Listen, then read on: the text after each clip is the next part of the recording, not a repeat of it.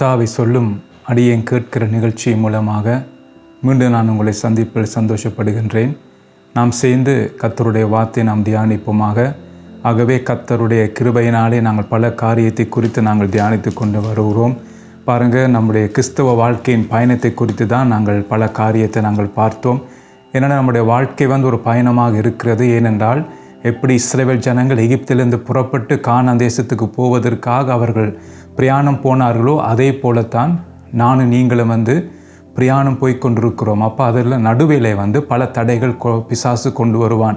So இப்படிப்பட்ட தடைகள்னு சொல்லி பல காரியத்தை நாம் தியானித்தோம். அதாவது நாங்கள் 2வது காரியத்தை கடந்த முறை நாங்கள் பார்த்தோம் என்னவென்றால் ஓட்டத்தை முடிக்க வேண்டும் என்று சொல்லி. அதான் நாங்கள் பார்த்தோம், நல்ல போராட்டத்தை போராடினேன், ஓட்டத்தை முடித்தேன் என்று சொல்லி அங்கே பவுல் அப்போஸ்தலன் சொல்லுவதை நாங்கள் பார்க்குறோம். அப்போ நல்ல போராட்டம் என்று சொல்லி பல காரியத்தை தியானித்தோம். ஆகவே இப்போ கடந்த முறை நாங்கள் ஓட்டத்தை நாம் முடிக்க வேண்டும் என்று, நான் ஆரம்பித்த இந்த ஓட்டத்தை நாம் முடிக்க வேண்டும். அதை எப்படி முடிக்க போகிறோம் என்று தான் அது கேள்வி. அப்போ நாங்கள் பார்த்தோம், ஆண்டவர் நாட்களை நமக்கு தந்திருக்கிறார். ஆகவே அதான் நாங்கள் பார்த்தோம், அந்த நம்ம கொடுத்த நேரத்தையும் நாட்களையும் குறித்து வேதம் என்ன சொல்லுகிறதுன்னு சொல்லி நாம் 4 காரியங்களை நாங்கள் பார்த்தோம். ஆகவே நம்முடைய பிரயாணத்திலே நாம் ஓட வேணும் எவ்வளோ முக்கியம் என்று நாங்கள் பார்த்தோம். மெதுவாக பிரயாணம் செய்வதற்கு நமக்கு டைம் இல்லை. ஏனென்றால் நாம் கடைசி காலத்துக்குள் வந்திருக்கிறோம். ஆகவே மணவாளன் நம்மை சந்திக்க வரப்போகிறார், மணவாட்டி எடுத்துக்கொள்ள வரப்போகிறார். ஆகவே இனி காலம் செல்லாது. அப்போ நானும் நீங்களும் என்ன செய்ய வேணும் என்றால், அப்போ நாம் ஓட வேண்டும். அதான் நாங்கள் பார்த்து ஓட்டத்தை நாம் முடிக்க வேணும் என்று சொல்லி பல காரியத்தை நாங்கள் பார்த்தோம். அது மாத்திரமல்ல, கர்த்தருடைய கிருபை நமக்கு கொடுக்கப்பட்டிருக்கிறதுன்னு சொல்லி நாங்கள் பார்த்தோம். எதற்காக கர்த்தருடைய கிருபை கொடுக்கப்பட்டிருக்கிறது என்றால், இப்போ நாங்கள் வாழும் காலம் பார்த்தீங்கன்னா ஒரு மனம் திரும்ப வேண்டிய ஒரு காலம். அதான் நாங்கள் பார்க்குறோம், அணிகிரக காலம் என்று சொல்லி வேதம் அங்கே சொல்லுகிறது. இரட்சணிய நாள் என்று சொல்லுகிறது. அணிகிரக காலத்திலே தான் அவர் நமக்கு செவி கொடுத்து அந்த இரட்சணிய நாளில் நமக்கு உதவி செய்வார் என்று சொல்லி நாம் கடந்த முறை கொஞ்சம் தியானித்தோம். ஸோ இன்றைக்கு நாங்கள் தொடர்ந்து கர்த்தருடைய வார்த்தையை நாம் தியானிப்போம்.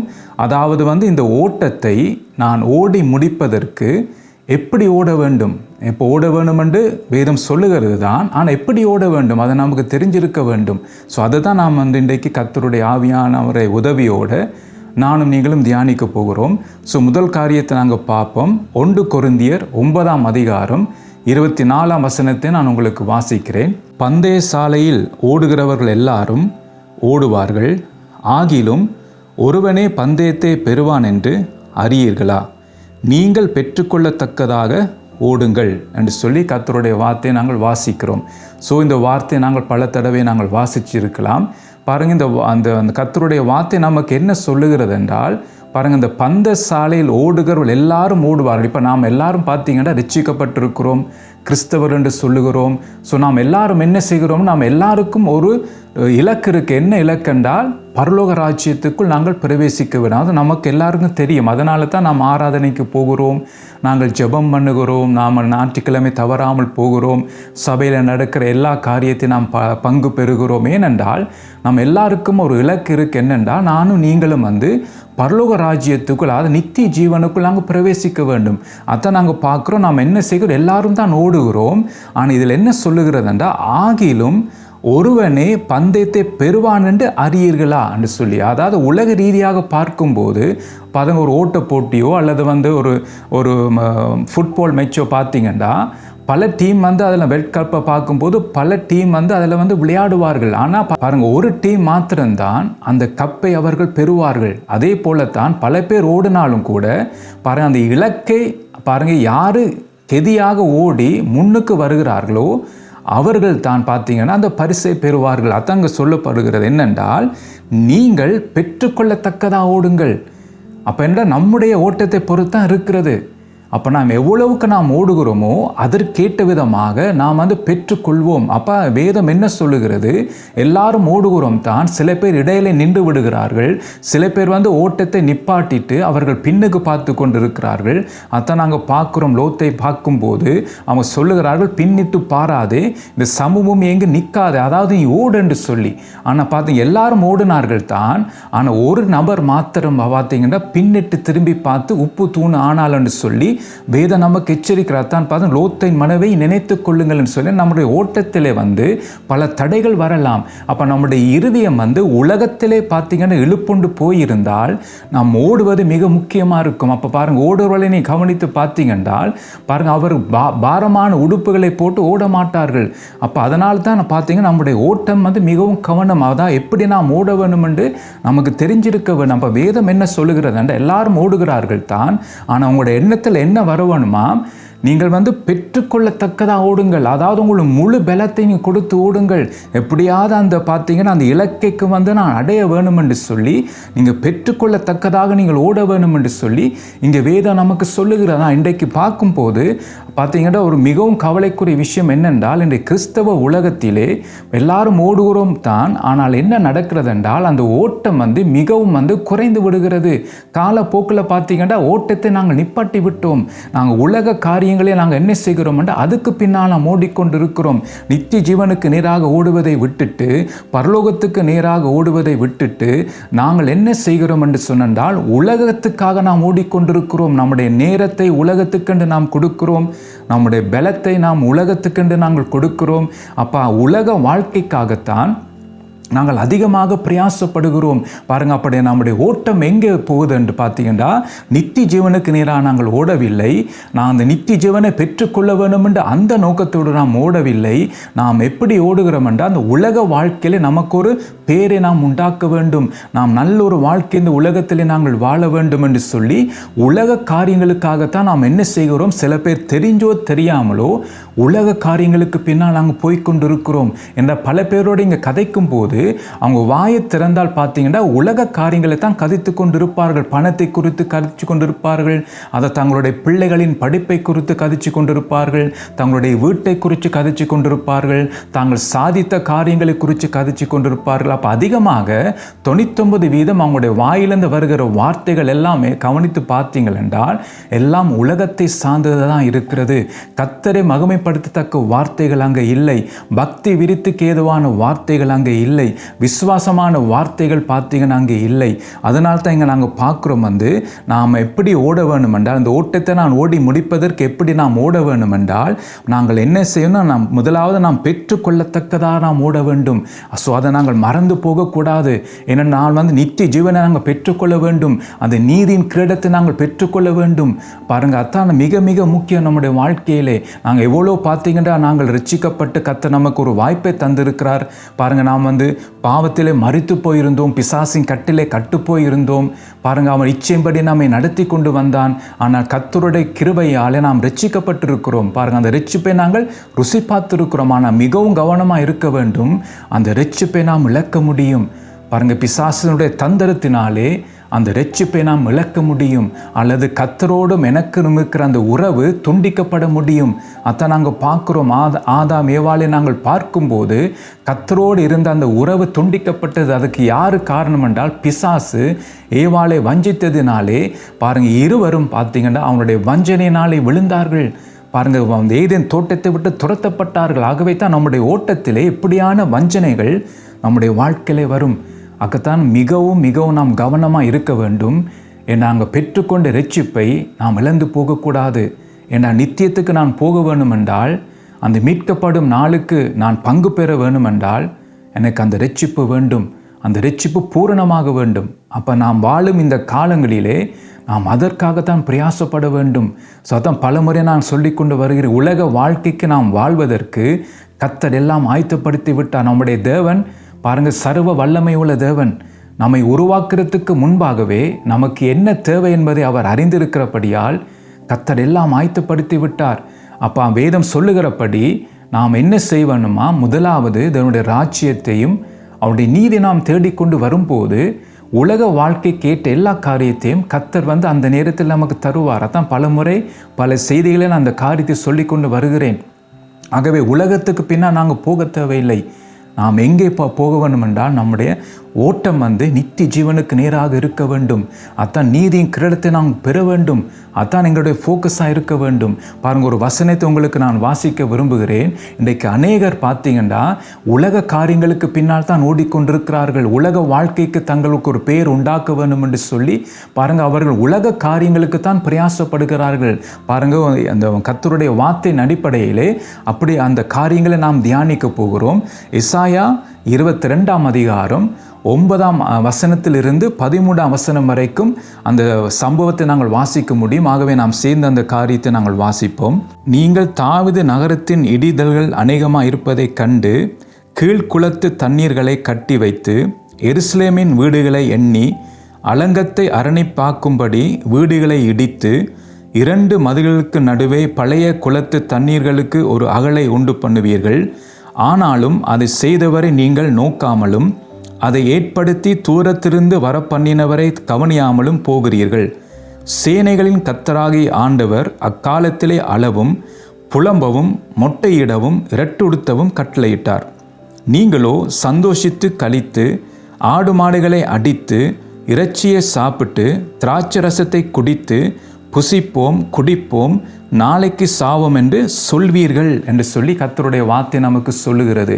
பாருங்கள், இந்த அருமையான வார்த்தைகள். ஸோ இந்த ஒவ்வொரு வசனத்தை நாங்கள் கர்த்தருடைய ஆவியானுடைய உதவியோடு நாம் தியானிக்க போகிறோம். பாருங்கள், பல காரியங்களை ஆவியானவர் இதில் எழுதி வைத்திருக்கிறார். அதான் நாங்கள் பார்க்க போகிறோம். இதில் என்ன நாங்கள் பார்க்குறோம்டா, பாருங்கள், இந்த பூமியிலே நல்லொரு வாழ்க்கை வாழ்வதற்காக பாருங்கள் நம்முடைய கைகளை பலப்படுத்துவ காரியத்தை தான் நாங்கள் பார்க்குறோம். அதான் நல்ல ஒரு செழிப்பான ஒரு வாழ்க்கை, ஒரு ஆசீர்வாதமான ஒரு வாழ்க்கையை வாழ்வதற்கு நம்முடைய கைகளை பலப்படுத்துகிற விதத்தை தான் நாங்கள் பார்க்குறோம். இன்றைக்கு பாருங்கள், ரட்சிக்கப்பட்டவர் என்று நாம் சொல்லுகிறோம் தானே. உலகத்தார் பார்த்தீங்கன்னா அவர்கள் வந்து உலக காரியங்களை தான் தேடுவார்கள். அதான் நீ அஞ்ஞானிகளை போல செய்யாதீர்கள் என்று சொல்லி கர்த்தர் நமக்கு சொல்லுகிறார். அப்போ நாங்களும் பார்த்தீங்கன்னா அவர்களை போல நாங்கள் செய்தால் அவர்களுக்கும் நமக்கும் எந்த வித்தியாசமும் இருக்காது. அதனால தான் வேதம் சொல்லுகிறது. பாருங்க, முதல் காரியத்தை நாங்கள் பார்ப்போம். வீட்டில் இடிதல்கள் அநேகமாக இருப்பதை கண்டுன்னு சொல்லுகிறது. பாருங்க, முதல் காரியம் 9ஆம் வசனத்தை நாங்கள் பார்க்குறோம். வீட்டில் இடிதல்கள் அநேகமாக இருப்பதை கண்டு.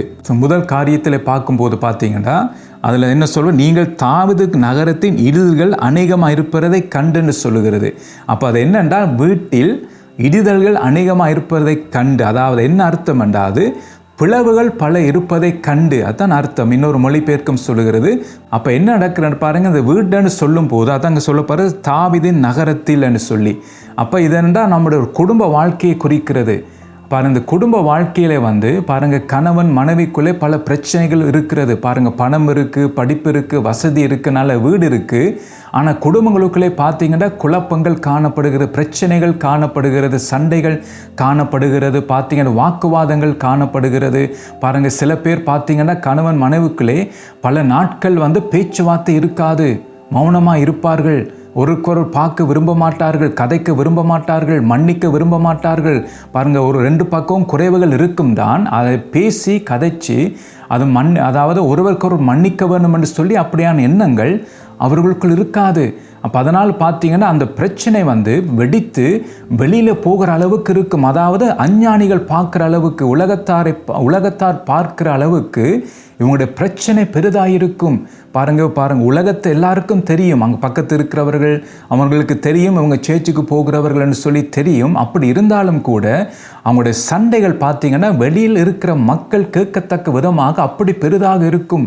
பாருங்கள், பெற்றோர் பிள்ளைகளுக்குள் பார்த்தீங்கன்னா சண்டைகள் காணப்படுகிறது. பாருங்கள், இப்படி பல பிரச்சனைகள் வந்து குடும்பங்களிலே காணப்படுகிறதான் சொல்லப்படுகிறது. வீட்டில் இடிதல்கள் அநேகமாக இருப்பதை கண்டு. பாருங்கள், இப்படி நம்முடைய வாழ்க்கையில் இப்படி பல பிரச்சனைகள் வந்து காணப்படுகிறது இப்படியான குடும்பங்களிலே. அதான் வேதம் பாருங்கள் என்ன சொல்லுகிறது என்றால் 1 கொரிந்தியர் 6ஆம் அதிகாரம் 1ஆம் வசனத்தை நான் வாசிக்கிறேன். உங்களில் ஒருவனுக்கு வேறொருவனோடு வழக்குண்டானால் வழக்காடும்படி அவன் பரிசுத்த வாங்குற இடத்தில் போகாமல் அநீதிக்காரிடத்தில் போக துணிகிறது என்ன? பாருங்கள், அப்போ இதில் நாங்கள் பார்க்கும்போது இப்போ இந்த நவீன காலங்களிலே இளம் குடும்பங்கள் மத்தியிலே பார்த்தீங்கன்னா சண்டைகள் வந்து பிரிவினைகள் வந்து பாருங்கள் டிவோர்ஸுக்கு நேராக போகிறது. இன்றைக்கு அங்கே ரட்சிக்கப்பட்ட குடும்பங்கள், ஊழியம் செய்கிற குடும்பங்கள் பாருங்கள் இந்த பிரச்சனைகள் வந்து வெளியில் போகிறது. அதாவது உலக மக்கள் மத்தியிலே போகிறது, தேவனை அறியாத மக்கள் மத்தியிலே போகிறது. அதான் வேதம் சொல்லுகிறது. உங்களில் ஒருவனுக்கு வேறவனோடு வழக்கு உண்டானால் வழக்காடும்படி அவன் பரிசுத்த வாங்கடத்தில் போகாமல் அநீதிக்காரிடத்தில் போகிறது துணிகிறது என்னென்று சொல்லி பாருங்கள். அப்போ இந்த பிரச்சனைகள் வரும்போது சில பேர் பாஸ்மாரோடு போய் கதைச்சி அந்த காரியங்களை அவர்கள் செய்கிறார்கள். ஆனால் அதை பார்த்தீங்கன்னா அந்த காரியம் தொடர்ந்து அவங்களுக்கு பிரச்சனை வருகிறபடியினால் அவர்கள் என்ன செய்கிறார்கள் என்றால் இது சரி வராது, நாம் சேர்ந்து வாழ முடியாது என்று சொல்லி பாருங்கள் என்ன செய்கிறார்கள், அவர்கள் கோர்ட்டுக்கு போகிறார்கள். அப்போ அங்கே நீதிமன்றத்துக்கு போய் இப்படியான காரியத்தை கொண்டு வந்து பெருசாக்கி விடுகிறார்கள். இப்படி பல பிரச்சனைகள் பாருங்கள், பக்கத்து வீட்டுக்காரோட சண்டைகள் நடக்கும், ரட்சிக்கப்பட்டவர்கள் தான் பாருங்கள் பல காரியங்கள் இப்போ நாங்கள் பார்க்கக்கூடிய விதமாக இருக்கிறது. அதான் வேதம் சொல்லுகிறது. பார்த்தீங்கன்னா 6ஆம் வசனம் 7ஆம் வசனம் வாசிக்கிறேன். சகோதரனுடைய சகோதரன் வழக்காடுகிறான், அவிசுவாசிகளுக்கு முன்பாகவும் அப்படி செய்கிறான். நீங்கள் ஒருவரோடொருவர் வழக்காடுகிறது எவ்விதத்திலும் குற்றமாக இருக்கிறது. அப்படி செய்கிறதை விட நீங்கள் ஏன் அநியாயத்தை சகித்து கொள்கிறது இல்லை, ஏன் நஷ்டத்தை பொறுத்து கொள்கிறது இல்லை என்று வேதம் சொல்லுகிறது. அப்போ இதால் என்ன நடக்கிறது என்றால் நமக்கு கோபம் வந்து நாம் என்ன செய்கிறோம் என்றால் சண்டை பிடிச்சி பல காரியத்தை மற்றவர்களை குற்றப்படுத்தி நாங்கள் பேசி காயப்படுத்தி பேசி அதால் என்ன நடக்கிறது என்றால் கர்த்தருடைய நாமம் தூஷிக்கப்படுகிறது. அதான் நாங்கள் பார்க்குறோம். அதனால தான் இங்கே வேதம் நமக்கு என்ன சொல்லுகிறது என்றால் நீங்கள் ஏன் அநியாயத்தை சகித்து கொள்கிறது இல்லை, ஏன் நஷ்டத்தை பொறுத்து கொள்கிறது இல்லை என்று சொல்லி அதை நாங்கள் பார்க்குறோம். பார்த்தீங்கன்னா எசாயாவில் சொல்லப்படுகிறது, நீங்கள் தாவீது நகரத்தின் இருதல்கள் அநேகமாக இருப்பதை கண்டு பாருங்கள். 2வது காரியத்தை நாங்கள் பார்ப்போம் என்னென்றால் கீழ்குளத்து தண்ணீர்களை கட்டி வைத்து என்று சொல்லப்படுகிறது. அதை என்னென்று சொன்னா கீழ்குளத்து தண்ணீர்களை கட்டி வைத்துண்டா சேர்த்து வைப்பதை குறிக்கிறது. அப்போ அது என்னென்னா ஒரு பக்கம் சண்டைகள் பிரச்சனைகள் வந்து பார்த்தீங்கன்னா குடும்பங்களிலே காணப்படும். ஆனால் அவர்கள் என்ன செய்கிறார்கள் என்றால் அந்த உலக வாழ்க்கையில் வந்து இன்னும் சேர்த்து வைக்க வேண்டும் என்று ஒரு விருப்பம் அவங்களுடைய உள்ளத்திலே வருகிறது. சேர்த்து வைக்க வேண்டும் என்ற எதிர்காலத்தில் நமக்கு தேவை என்று சொல்லி அது சேர்த்து வைக்கிற கூடிய அந்த நிலைமைக்கு அவர்கள் போகிறார்கள். அதுதான் 2வது காரியம். முதல் காரியம் நாங்கள் பார்த்தோம் பார்த்தீங்கன்னா வீட்டில் இடுதல்கள் அநேகமாக இருப்பதை கண்டு அப்போ வீட்டில் பார்த்தீங்கன்னா பிரச்சனைகள் சச்சரிவுகள் சண்டைகள் இப்படி பார்த்து பிரிவினைகள் எல்லாம் இருக்குதான். ஆனால் அது வந்து கர்த்தருடைய பாதத்துக்கு போகாமல் கர்த்தருடைய சமூகத்துக்கு போகாமல் ஒப்புரவாகாமல் கர்த்தர் விரும்புகிறபடி தங்களுடைய வாழ்க்கையை மாற்றாமல் அவர்கள் என்ன செய்கிறார்கள் சொன்னா ஒரு பக்கம் சண்டைகள் பிரச்சனைகள் இருந்தாலும் 2வது பக்கம் பார்த்தீங்கன்னா அவர்கள் எதை விரும்புகிறார்கள் என்றால் பாருங்க கீழ்குளத்து தண்ணீர்களை கட்டி வைத்து அதாவது சேர்த்து வைக்க வேண்டும் என்று சொல்லி அவர்கள் விரும்புகிறார்கள். தான் நம்முடைய வாழ்க்கைக்காக எதிர்காலத்துக்காக நாம் சேர்த்து வைக்க வேண்டும் என்று சொல்லி அவர்கள் அதை விரும்புகிறார்கள். ஆனால் வேதம் என்ன சொல்லுகிறது சொல்லி நாம் தியானிக்க போகிறோம். மத்திய எழுதின சுவிசேஷம் 6ஆம் அதிகாரம் 19, 20, 21 நாங்கள் வாசிப்போம். பூமியிலே உங்களுக்கு பொக்கிஷங்களை சேர்த்து வைக்க வேண்டாம், இங்கே பூச்சியும் துருவும் அவைகளை கெடுக்கும், இங்கே திருடரும் கன்னமிட்டு திருடுவார்கள். பரலோகத்திலே உங்களுக்கு பொக்கிஷங்களை சேர்த்து வையுங்கள், அங்கே பூச்சியாவது துருவாவது கெடுக்கிறதும் இல்லை, அங்கே திருடர் கன்னமிட்டு திருடுகிறதும் இல்லை. உங்கள் பொக்கிஷம் எங்கே இருக்கிறதோ அங்கே உங்கள் இருதயமும் இருக்கும் என்று சொல்லி கர்த்தருடைய வார்த்தை நமக்கு எச்சரிக்கிறது. பாருங்க, அப்போ இதில் என்ன நாங்கள் பார்க்குறோம் என்றால் வேதம் சேர்த்து வைக்கிறது தப்புன்னு சொல்லவில்லை, ஆனால் நம்முடைய இருதயம் அதில் இருக்கிறதான் தப்புன்னு சொல்லுறது. அதான் வேதம் சொல்லுகிறது, உங்கள் பொக்கிஷம் எங்கே இருக்கிறதோ அங்கே உங்கள் இருதயமும் இருக்கும். அதான் ஆபத்து.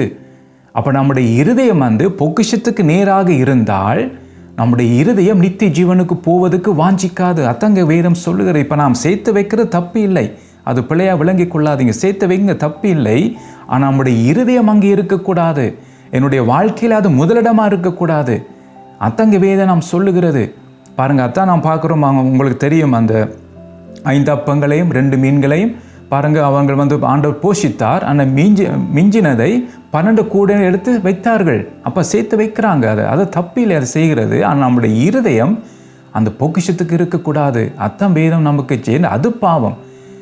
அதான் இங்கே வேதம் சொல்லுகிற. பாருங்கள், பூமியிலே உங்களுக்கு பொக்கிஷங்களை சேர்த்து வைக்க வேண்டாம் என்று சொல்லிட்டு இங்கே பூச்சியும் துருவும் அவைகளை கெடுக்கும், இங்கே திருடரும் கண்ணம்பிட்டு திருடுவார்கள். ஏன் பார்த்தீங்கன்னா வேதம் நமக்கு சொல்கிறேன்னே பொக்கிஷம் சேர்த்து வைக்க வேணாம் என்றால் ஒன்று பார்த்தீங்கன்னா திருடர் வந்து என்ன செய்வார்களாம், அதை கண்ணமிடுவார். பாருங்கள், பணக்காரை நாங்கள் பார்க்கும்போது இன்றைக்கு அவங்களோட உயிருக்கு குறித்து பாருங்கள் ஒரு பாதிப்பு இருக்கிற. ஏனென்றால் அவர்கள் பயமுறுத்தி அல்லது அவங்களுடைய குழந்தைகளை கடத்தி பல காரியங்களை அவர்கள் செய்கிறார்கள் என்ற பணத்தை அவர்களிடத்திலிருந்து எடுத்துக்கொள்வதற்காக.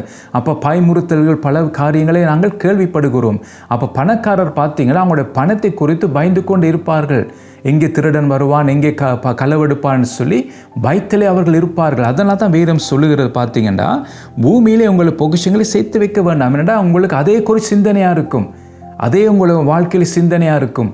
அதான் சொல்லப்படுது. அதனால் பரலோகத்திலே உங்களுக்கு பொக்கிஷங்களை சேர்த்து வையுங்கள், அங்கே பூச்சியாவது துருவாவது கெடுக்கிறதும் இல்லை, அங்கே திருடர் கண்ணை விட்டு திருகிறதும் இல்லை.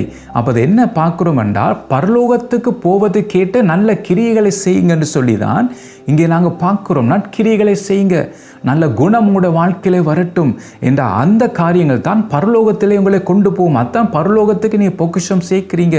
அப்போ தான் உங்களை பார்த்து கர்த்தர் சொல்லுவார், உண்மை உத்தமமான ஊழியக்காரன் என்று சொல்லுவார். அப்போ பரலோகத்துக்கு போகத்தக்க விதமாக உங்களுடைய பொக்கிஷங்களை சேர்த்து வைங்க பரலோகத்தில் என்று சொல்லி, அதை நல்ல கிரியைகள் உங்களுடைய வாழ்க்கையிலே வரட்டும், நீதியான செயல்கள் வரட்டும். நீதி என்று சொன்னால் தேவனுடைய நீதி, தேவனுக்கேற்ற நீதி நாம் செய்ய வேண்டும். நம்முடைய சுயநீதி என சொல்லப்படவில்லை, தேவ நீதியின்படி வாழும் ஒரு வாழ்க்கை. அப்போ அதெல்லாம் பார்த்தீங்கன்னா பரலோகத்திலே பொக்கிஷமாக சேர்த்து வைக்கப்படுகிறது. அப்போ அதை குறித்து நாங்கள் பயப்பட தேவையில்லை. அதான் வேதம் சொல்லுகிறது. நாங்கள் உலகத்திலே பொக்கிஷம் சேர்த்து வைத்தால் என்னென்னு சொன்னால் நம்முடைய இருதயம் அங்கே தான் இருக்கும். யார் களவெடுப்பார், யார் அது செய்வார் பாரு. இன்றைக்கு பல பேர் நகைகள் என்ன செய்கிறார்கள் பாருங்கள், அதிகமாக நகை வைத்து இருக்கிறார்கள், அதனால் பேங்க் லாக்கரில் போடுகிறார்கள் அல்லது எங்கே ஒழித்து வைக்கிறார்கள். சில பேர் பேக்கில் கொண்டு திரிவார்கள். ஸோ இப்படி பல காரியத்தை, ஏனென்றால் அது அவங்களுடைய இருதயம் அங்கே இருக்கிறது. அதனால் கள்ளர் வந்து கொள்ளையிடுவார்கள். ஸோ அதனால் தங்களுக்கு ஆபத்து வரும் என்று சொல்லி இப்படி பல காரியத்தை நாம் கேள்விப்படுகிறோம். அப்போ நீங்கள் சேர்த்து வைத்தாலும் அது தப்பு இல்லை. ஆனால் ஒரு காரியத்தை நீங்கள் கவனிக்க வேண்டும், என்னென்றால் உங்களுடைய இருதயம் வந்து அதில் இருக்கக்கூடாது. அப்படி இருந்ததானால் அது உங்களுக்கு ஆபத்தாக இருக்கும். மற்ற வேதம் நமக்கு எச்சரிக்கிறது. அதான் பார்த்தீங்கன்னா ரெண்டாவது காரியம் வந்து கீழ்குளத்து தண்ணீர்களை கட்டி வைத்து அதாவது சேர்த்து வைக்கிறார்கள். ரெண்டாவது காரியம். அப்போ பார், முதல் காரியத்தில் பார்க்கும்போது வீட்டிலே குழப்பங்கள் பிரச்சனைகள் இருக்கிறது தான், சண்டைகள் இருக்கிறது தான் பாருங்கள், சமாதானம் இல்லை வீடுகளிலே இப்போ பார்க்கும்போது.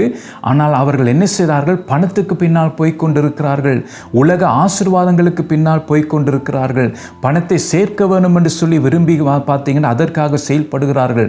அதான் நீங்கள் நாங்கள் பார்க்க ரெண்டாவது காரியத்தை. அப்போ அதான் வேதத்தின் அடிப்படையில் நாங்கள் பார்த்தோம். அதாவது மிகவும் கவனமாக இருக்க வேண்டும். நாம் சேர்த்து வைக்கிற அந்த பணமோ அந்த பொக்கிஷங்களோ அது நம்முடைய இருதயம் அதில் நாம் இருக்க வைக்கக்கூடாது.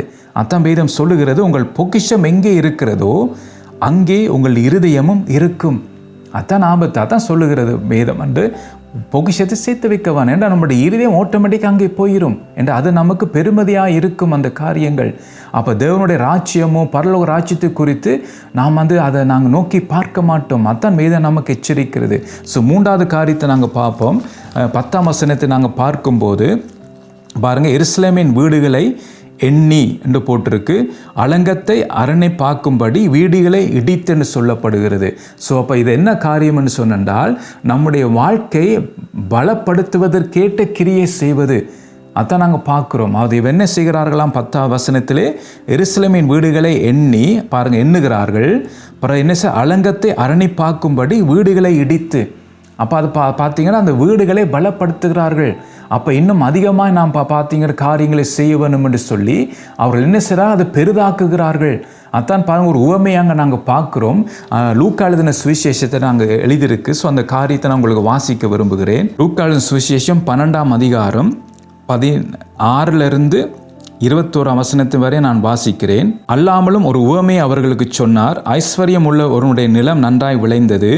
அப்பொழுது அவன், நான் என்ன செய்வேன், என் தானியங்களை சேர்த்து வைக்கிறதுக்கு இடம் இல்லையே, நான் ஒன்று செய்வேன், என் களஞ்சியங்களை இடித்து பெரிதாக கட்டி எனக்கு விளைந்த தானியத்தையும் என் பொருட்களையும் அங்கே சேர்த்து வைத்து, பின்பு ஆத்மாவே, உனக்காக அநேக வருஷங்கள் அநேகம் பொருட்கள் சேர்த்து வைக்கப்பட்டிருக்கிறது, நீ இளைப்பாரி புசித்து குடித்து பூரிப்பாயிரென்று என் ஆத்மாவடி சொல்வேன் என்று தனக்குள்ளே சிந்தித்து சொல்லி கொண்டான்.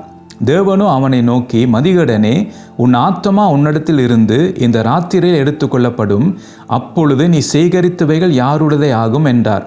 தேவனிடத்தில் ஐஸ்வர்யவானாய் இராமல் தனக்காகவே பொக்கிஷங்களை சேர்த்து வைக்கிறவன் இப்படியே இருக்கிறான் என்றார். பாருங்கள், இந்த உவமையை நீங்கள் பல தடவை வாசிச்சிருப்பீர்கள். அத்தை நீங்கள் நாங்கள் பார்க்குற மூன்றாவது காரியத்திலே வந்த இசையாவிலே எருசலேமின் வீடுகளை எண்ணி அலங்கத்தை அரணை பார்க்கும்படி வீடுகளை இடித்து. அப்பதான் அந்த சம்பவம் தான் இங்கே நாங்கள் உவமையாக இயேசு நமக்கு சொல்லுகிறார். பாருங்கள், ஒரு ஐஸ்வர்யவானை குறித்து ஒரு உவமையை அவர் சொல்லுகிறார். பார்த்தீங்கன்னா அவனுடைய பிரயாசத்தினாலே அந்த விளைச்சல் பார்த்தீங்கன்னா நல்ல விளைச்சல் அவனுக்கு வருது. அவனுடைய நிலம் நல்ல விளைச்சல் அவனுக்கு கொடுக்கிறது. அதான் அவர் என்ன சொல்லுகிறான், அவன் என்ன சொல்லுகிறான் பார்த்தீங்கன்னா, நான் 18ஆம் வசனம், நான் ஒன்று செய்வேன், என் களஞ்சியங்களை இடித்து பெரிதாக கட்டி எனக்கு விளைந்த தானியத்தையும் என் பொருட்களையும் அங்கே சேர்த்து வைத்து. அப்போ அவன் இடிக்கிறதுக்கு என்ன காரணம் என்று சொன்னால், பாருங்கள் அதில் என்ன 18 வருஷம் நாங்கள் பார்க்கும்போது பாருங்கள், அவன் களஞ்சியங்களை இடித்தேன் செய்கிறால் அவன் விளைந்த தானியத்தை பொருட்களை அங்கே சேர்த்து வைக்கிறதுக்காக. அதான் எசாயால நாங்கள் பார்க்குறோம், எருசலேமின் வீடுகளை எண்ணி அலங்கத்தை அரணி பார்க்கும்படி வீடுகளை இடித்து அதை பெருசாக கட்டி இடத்தை கொஞ்சம் அகலமாக்கி இன்னும் அநேக பொருட்களை சேர்த்து வைக்க. அப்போ ஐஸ்வர்யவானும் பார்த்தீங்கன்னா பாருங்கள், எனக்கு விளைந்த தானியத்தையும் என் பொருட்களையும் அங்கே சேர்த்து வைத்து. அப்போ அவனுடைய திட்டம் பார்த்தீங்கன்னா இன்னும் அதிகமாக சேர்த்து வைக்க வேண்டும் என்றுக்காகத்தான் அவன் என்ன செய்கிறான், எல்லாம் இடித்தாதான் பெருசாக மாற்றுகிறான். அதான் அங்கே நாங்கள் பார்க்குறோம் இந்த காரியத்தை. இன்றைக்கு நாம் செய்கிறோம். இன்றைக்கு நாம் நமக்கு என்ன செய்கிறோம்னா இன்னும் அநேக காரியத்தை நாம் சேர்த்து வைக்கிறதுக்காக அதை நாங்கள் அதிக்கிட்ட கிரிகளை இந்த பூமியிலே நாம் செய்கிறோம். ஆண்டவர் பார்த்தீங்கன்னா ஒரு வாழ்க்கையை நமக்கு தந்திருக்கிறார். எதற்கென்று சொன்னால், நித்திய ஜீவனுக்கு போவதற்கு ஆயத்தத்தை இங்கே நான் செய்ய வேண்டும். பாருங்கள், இப்போ நான் ஃப்ளைட்டில் எங்கே போவதா இருந்தால், ஏதாவது ஒரு விடுமுறைக்கு நாங்கள் போவதா இருந்தால் நாம் முதல் என்ன செய்கிறோம், ஆயத்தம் படுகிறோம். ஆயத்தப்படுத்த அந்த நாளுக்கு நாம் சரியாக ரெடியாக இருக்கிறோம். அதே போல தான் இன்றைக்கு நாம் என்ன செய்கிறோம், நித்திய ஜீவனுக்கு போவதற்கு நாம் அதுக்கேற்ற ஆயத்தங்களை செய்யவில்லை. மணவாளனை சந்திக்கிறதுக்கேற்ற ஆயத்தங்களை நாம் செய்யவில்லை. நாம் என்ன ஆயத்தத்தை செய்கிறோம் என்றால், நம்முடைய களஞ்சியங்களை நாம் இடித்து அதை பெரிதாக்கி இன்னும் அநேக காரியங்களை, அநேக பொக்கிஷங்களை, அநேக பொருட்களை நாம் சேர்த்து வைக்கிறதுக்கேற்ற கிரியைகளை இந்த பூமியில நாம் செய்து கொண்டிருக்கிறோம். கர்த்தர் நமக்கு ஒவ்வொரு நாளும் கூட்டி தருகிறார். நாம் மூச்சு எடுக்க கர்த்தர் செய்கிறார். நம்முடைய இருதயம் அடித்து கொண்டிருக்கிறது, நம்முடைய கைகளில் பலன் இருக்கிறது.